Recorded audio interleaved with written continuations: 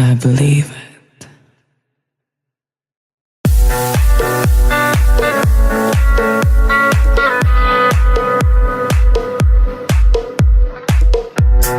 Tell me that's right.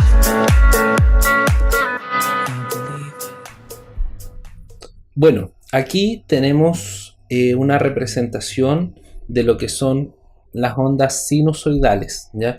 ¿Qué son las ondas sinusoidales o tonos puros? Son notas fundamentales, son sonidos, como lo dice el nombre, puros, que, que normalmente no existen en la naturaleza, pero sí muestran cómo se comporta una onda sonora sola, o sea, solamente una frecuencia, ¿ya? Un instrumento, por ejemplo, que nos produce un tono puro es el diapasón, que es esta horquilla que ven acá, ¿ya? Estos diapasones generalmente se ocupan para afinar los instrumentos. El estándar es de la 440, o sea, 440 Hz, 440 vibraciones por segundo, y da la nota La, que es la nota de 440 Hz. Al momento que uno hace vibrar el diapasón, al colocarlo en la madera, comienza a emitir ondas sonoras, esas se escuchan, se amplifican, y da ese sonido de tono puro, ya que es un sonido que lo vamos a escuchar. De hecho, ahora voy a colocarlo acá para que lo puedan escuchar. Es este sonido que tenemos sonando acá en este momento.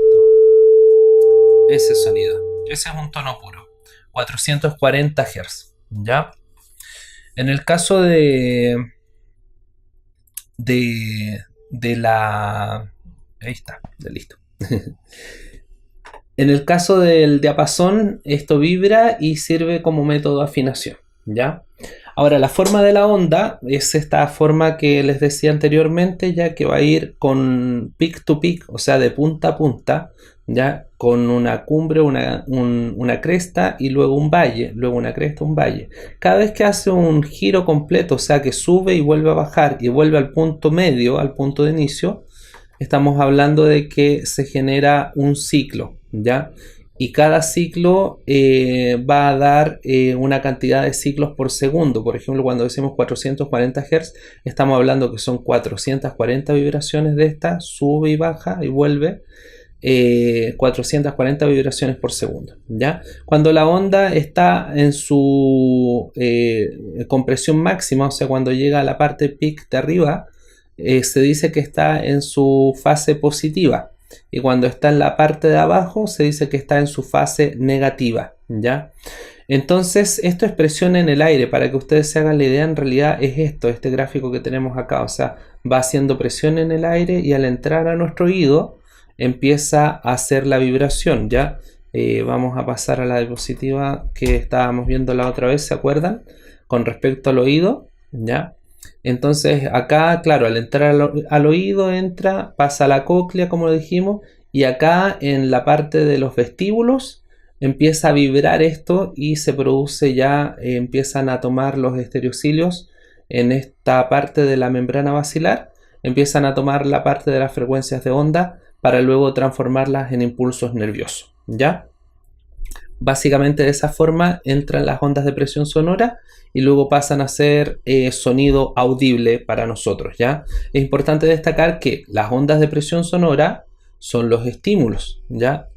Y luego ya esto se transforma en un impulso auditivo, ¿ya? O sea, las ondas de presión sonora son estímulos sonoros y ya dentro del oído, cuando pasan al sistema nervioso, son impulsos auditivos, ¿ya? O estímulos, claro, impulsos auditivos. Entonces, bueno, acá tenemos un diagrama que representa lo que son los armónicos, lo que hablaba anteriormente, ¿ya? Acá en esta parte, por ejemplo, hay una señal dibujada que es la señal de onda sonora, ya como tal, pero esto se va superponiendo, o sea, aquí hay varias frecuencias que están sonando, que son esta que está acá, ¿ya? Que es la frecuencia fundamental. Se supone que acá se está completando un ciclo. Acá, que es el doble de esa frecuencia fundamental, que va a ser una nota que va a doblar en cantidad de frecuencias. Por ejemplo, si tuviéramos 440 Hz, esto va a sonar con 880 Hz, ¿ya? Y luego vamos a tener 1600, 1760 Hz, que va a ser el triple de la frecuencia, no, el cuádruple, perdón, va a ser acá, 1760 Hz, y el triple de esa frecuencia fundamental, los 440, sería 1320.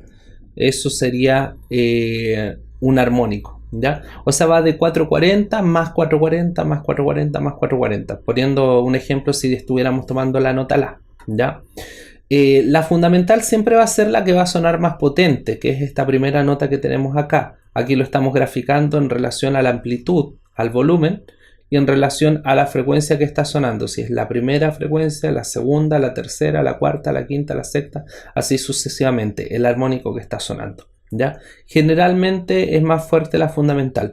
Pero este patrón que está acá de armónicos, o sea, las otras notas que están vibrando junto con esa fundamental, nos va a dar la sensación de timbre, ¿ya? Cuando hablábamos con respecto a que el timbre eran los armónicos de una fundamental, claro, o sea, de acuerdo a la forma que tenga esta colita, la cantidad de armónicos y cómo suenen esos armónicos, nos va a dar el timbre sonoro, ¿ya?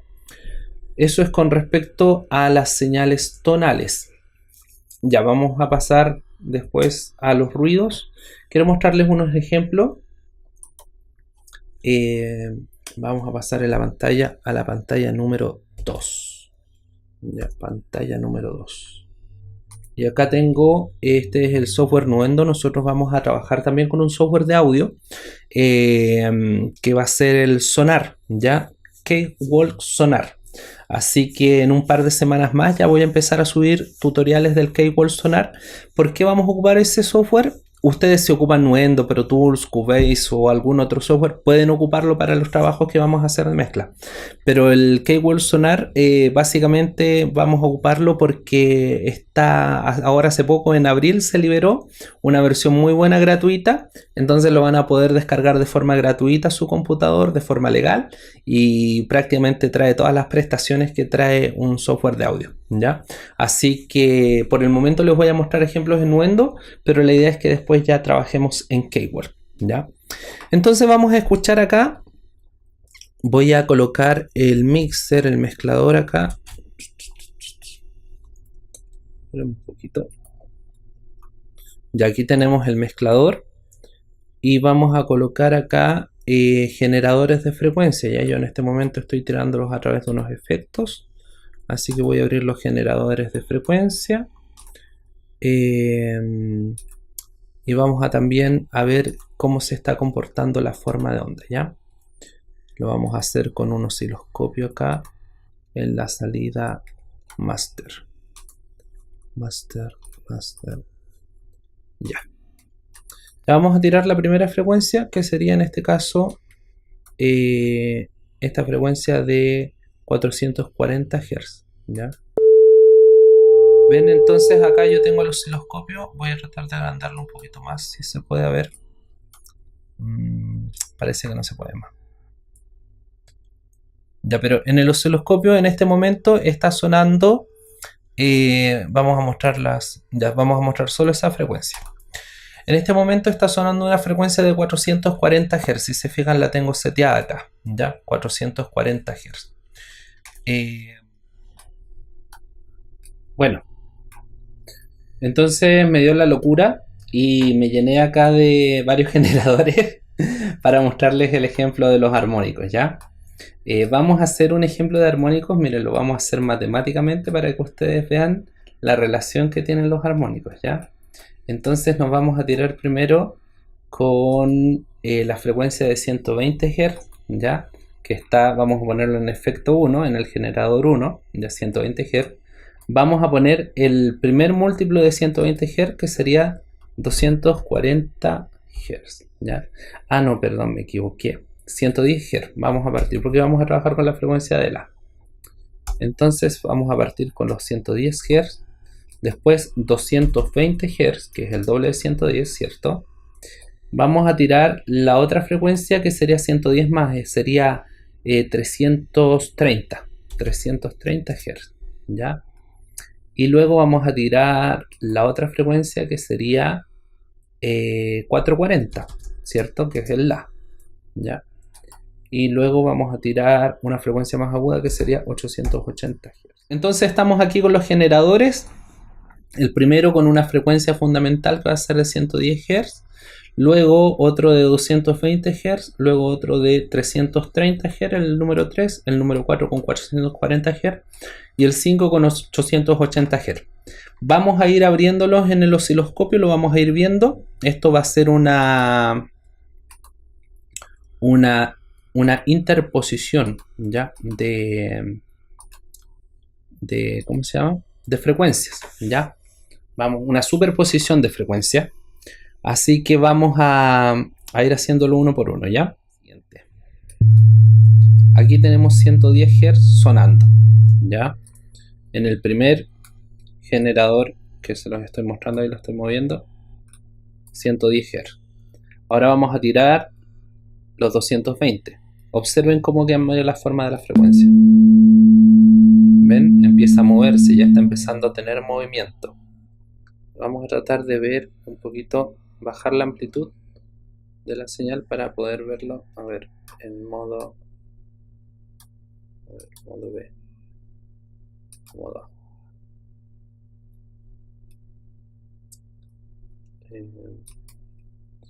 Ya se empieza a mover. Ahora vamos a tirar la frecuencia 3, los 330 Hz. ¿Se fijan cómo va variando? Miren, voy a congelar la imagen. Ahí. ¿Ven? Está cambiando la forma de la onda. Ya no es una onda pareja. Ahora vamos a tirar la frecuencia cuarta. 440 Hz. Ya tenemos otra forma de onda. Ya no es una onda sinusoidal. ¿Se dan cuenta? Estoy haciendo congelamiento para que vayan viendo cómo cambia la forma de la onda. Y luego tenemos la otra frecuencia que ya distorsiona completamente la onda. ¿Ya? Entonces aquí vemos un ejemplo claro de cómo se van superponiendo distintas frecuencias y van generando distintos armónicos. ¿Ya? Ahora yo puedo ir jugando con la ganancia de cada uno. Y eso también va a generar un cambio en la forma de onda. Por ejemplo, voy a bajar la fundamental. Voy a bajar un poquito la más aguda. ¿Ya? Miren, voy a ir moviendo. Voy a quedarme con la frecuencia de 440. Voy a bajar la ganancia de las otras. Y esto todo es movimiento armónico. ¿Ya? ¿Se dan cuenta? Y cambiamos la forma de onda. O sea, yo solamente modificando una de las frecuencias está cambiando esa forma de onda. Y eso es lo que me determina el timbre, ¿ya? Eso es lo que determina el timbre. Obviamente nosotros lo estamos haciendo en un contexto muy simple. Estamos trabajando con 5 frecuencias solamente, pero en un instrumento musical, en los sonidos que escuchamos a diario, en la voz, todo, son muchísimas frecuencias que están sonando armónicas y enarmónicas que van provocando una variación en el timbre. ¿Ya? De hecho, si yo pusiera una frecuencia que no fuera armónica acá, por ejemplo los 1000 Hz, se va a producir un cambio igual notorio, yo creo.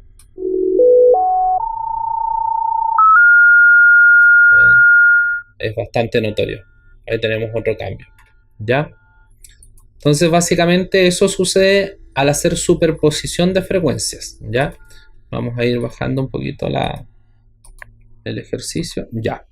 Entonces ahí tenemos el ejemplo con una superposición de frecuencias, o sea, eso va a determinar, de acuerdo a la cantidad de frecuencias, va a ir determinando el timbre, ¿ya? Vamos a ver otro ejemplo que es cuando colocamos las frecuencias en fase contraria, ¿ya? Eso es el cambio de fase en la frecuencia y se produce cuando yo tengo, por ejemplo, la misma frecuencia de 440 Hz. Voy a ir ahora acá al panel. Vamos a tirar este para el lado. Lo voy a sacar de la pantalla. ¿Ya? Y les voy a mostrar ahora otro ejemplo que va a ser con la misma frecuencia que estábamos trabajando de 440 Hz. ¿Ya? En el caso de la frecuencia de 440 Hz, yo aquí tengo dos frecuencias de 440 Hz grabadas, ¿ya? Que las vamos a escuchar. Vamos a escuchar una primero, ¿ya? Voy a abrir un poquito la pantalla. Si se fijan, ahí está, ¿ven? La forma de la onda. Y esta forma de onda está casi en fase, casi en fase. Ahí la voy a poner más alineada. O sea, si se fijan, están igual la misma forma de onda, arriba y abajo, ¿ya? Entonces vamos a hacer sonar este audio, ¿ya? Están viendo ahora la amplitud de la onda. Voy a disminuirlo un poquito para que noten la diferencia. Están viendo la forma de la onda sonando solamente en un canal, ¿ya? Ahora voy a hacer una superposición de la misma frecuencia, o sea, de los mismos 440 Hz, ya, sonando en otro canal, que va a salir mono en realidad, y van a ver cómo se suman. Miren. ¿Se fijaron que aumentó la amplitud de la onda?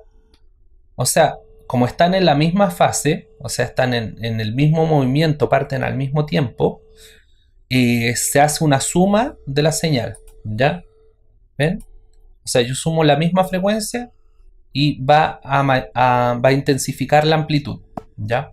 Pero miren, voy a hacer el movimiento acá, gráficamente, voy a ponerlos en contrafase, o sea, va a quedar uno contrario al otro. Miren, ¿se dan cuenta? Ahora, si yo amplío esto, ¿se dan cuenta? Ahora está uno contrario al otro. Voy a ponerlo más grande acá. O sea, en este momento ya no están en fase, sino que la segunda onda está en contrafase. O sea, cuando una baja, la otra sube, ¿ya?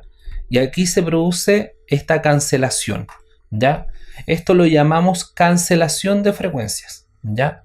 O sea, cuando están en fase, cuando están en el mismo tiempo, al mismo ritmo, ¿ya? Se produce la suma de frecuencia, ¿ya? Va a haber una sumatoria. Pero cuando están en contrafase, o sea, totalmente en sentido contrario, se produce la cancelación, que eso se llama una diferencia de 180 grados en el ciclo, ¿ya? Entonces se cancela una con otra. Esto cuando se produce, voy a detenerlo, esto se produce cuando ustedes ven, por ejemplo, en el caso de la caja, voy a poner ese ejemplo. En la caja, que es un instrumento que tiene dos caras, ¿ya? La caja, al golpear la baqueta encima del parche, está produciendo presión sonora hacia abajo, ¿ya? Y el micrófono capta esa presión sonora que va hacia abajo. Pero cuando ustedes toman con un micrófono debajo de la caja la bordona, el movimiento que hace es el movimiento contrario, o sea, va a ser esa presión en el negativo, por así decirlo, y van a quedar en contrafase, o sea, se va a producir una cancelación. Lo que suman los dos micrófonos se cancelan. También se produce cuando hay distancias de micrófonos, cuando los micrófonos tienen una distancia muy lejana, puede calzar precisamente de que se produce esa contrafase, ¿ya? Y va a haber una cancelación. Ustedes van a ver que el sonido más se chupa en vez de crecer, por así decirlo. Entonces, en ese caso es necesario corregir la fase. ¿Y cuáles son las formas de corregir la fase? Bueno, cuando trabajamos en un software de audio como este, tal como lo hice yo en este momento, que fue mover la onda para dejarlo similar, ¿ya? Por ejemplo, yo veo la forma de onda de la caja y el golpe tiene que quedarme más o menos similar a lo que me dan los aéreos, por ejemplo, lo que me dan los hover, ¿ya? ¿Para qué? Para que ese golpe quede en fase, ¿ya? Esa es una opción. Y la otra opción es un botón que normalmente trae la consola, que es este botón que ven acá, ¿ya? Dice polaridad de entrada, ¿ya? ¿Lo ven? Esa polaridad de entrada, que es un círculo con una rayita, hace el cambio de fase, o sea, lo que era positivo, porque me va a estar entrando positivo al canal, lo puedo dar vuelta a negativo, ¿ya? Eso se produce solamente, eso sí, cuando tengo conexiones balanceadas, porque las conexiones balanceadas, que lo vamos a ver más adelante, son las que traen positivo y negativo. Tengo la opción de cambiar de positivo a negativo, pero una conexión desbalanceada, o los que le dicen normalmente cables mono, solamente trae el positivo, no trae el negativo. O sea, aunque le apriete la fase, no me va a cambiar la polaridad, ¿ya? Entonces eso tienen que tener en cuenta, que es importante chequear la fase cuando nosotros hacemos audio, ¿ya? Cuando hacemos algún tipo de grabación. Voy a poner otro ejemplo, ¿ya? Vamos a volver con los famosos generadores, ¿ya? Vamos a detener acá y voy a poner un ejemplo de batimiento, ¿ya? ¿Qué es el batimiento? No es agarrar una batidora, la verdad. El batimiento es cuando tenemos frecuencias similares, ¿ya? Y que son cercanas. Entonces, al producirse dos frecuencias cercanas, entre más cercanía tienen, se produce un efecto sonoro que le llamamos batimiento. Ahora con una frecuencia de 440 Hz sonando, y vamos a poner al ladito una frecuencia cercana que va a ser de 438 Hz, ¿ya? Vamos a abrir primero la frecuencia de 440 Hz. La están escuchando. Voy a darle un poquito más de ganancia. Vamos a dejarla en menos 12.04, ¿ya? A ver, perdón. Vamos a darle un poco más de ganancia.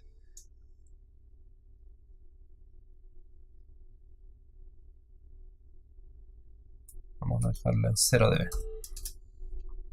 No mucho parece. En menos 10. Ya.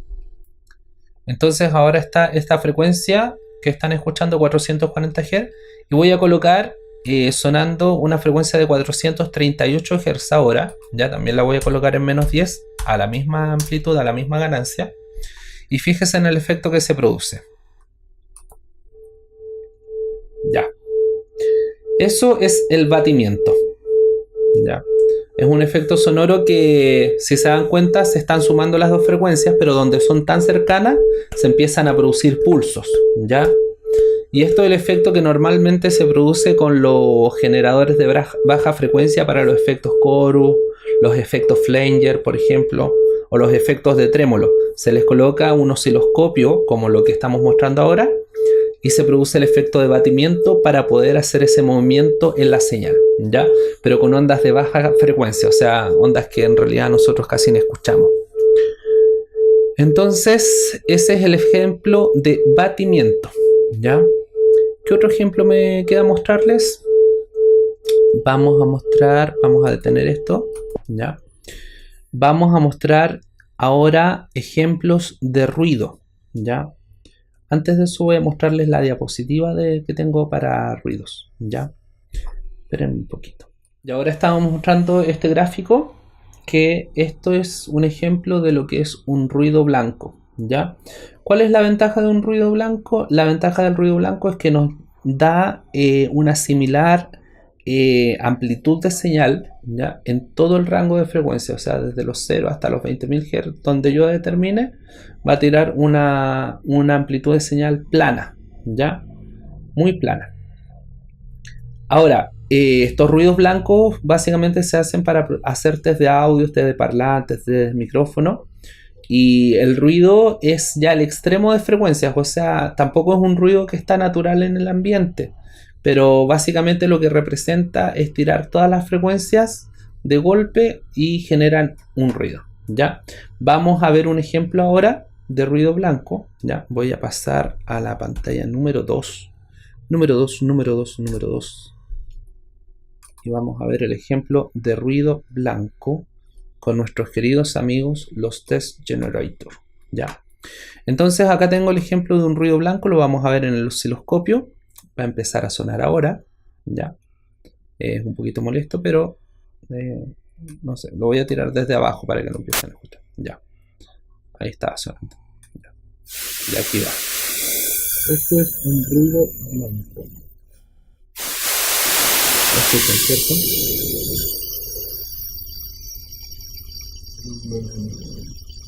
Si se fijan, bueno, voy a modificar la amplitud. El ruido es constante, ¿ya? En amplitud. Y si yo coloco la frecuencia, miren, las frecuencias van, bueno, en este caso puede haber algún tipo de distorsión en la señal, pero las frecuencias van casi al mismo nivel. Voy a mostrar con ambos canales, ¿ya? Entonces está casi parejo, ¿ya? Ahora, si notan, voy a darle un poquito más de amplitud al ruido blanco. Y si se dan cuenta, se supone que deberían estar sonando iguales los graves, los medios y los agudos.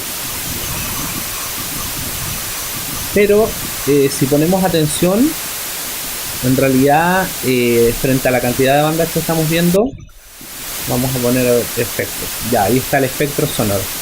Si se dan cuenta, escuchamos más los agudos, ¿ya? Esto es por una respuesta logarítmica que nosotros tenemos en el oído. Lo corté un poquito. Es por una respuesta logarítmica que tenemos en el oído, que nuestro oído no percibe las frecuencias con la misma amplitud. ¿Ya? ¿Qué quiere decir eso? Que tendemos a oír más los agudos que los graves. Por lo tanto, cuando enviamos frecuencias de la misma amplitud, nuestro oído lo percibe con más potencia los agudos, y los graves se atenúan. Por lo tanto, los graves van a necesitar más potencia. ¿Ya? Para solucionar y corregir esto, cuando se hacen pruebas auditivas, se hace con un ruido rosa, que es el ruido que tengo acá. ¿Ya? Voy a activar el ruido rosa. Y si se fijan, el ruido rosa ahora yo lo escucho más pareja. En este momento estamos escuchando el ruido rosa de una forma más pareja.